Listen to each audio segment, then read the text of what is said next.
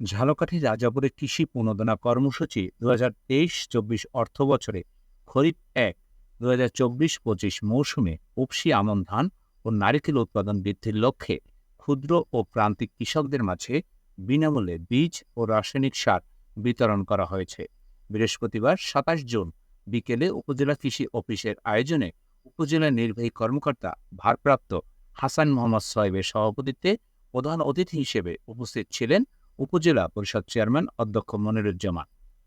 এছাড়াও অন্যান্যদের মধ্যে উপস্থিত ছিলেন রাজাপুর উপজেলা কৃষি কর্মকর্তা মোসা শাহিদা শারমিন আফরোজ, উপজেলা কৃষি কর্মকর্তা মেহেরুন্নেসা পাপড়ি, এনি আক্তার, উপসহকারী কৃষি কর্মকর্তা মোহাম্মদ আশিক মাহমুদ, পলাশ হালদার সহ উপজেলার বিভিন্ন দপ্তরের কর্মকর্তা কর্মচারী সহ বিভিন্ন ও ইলেকট্রনিক্স মিডিয়ার সাংবাদিকবৃন্দ।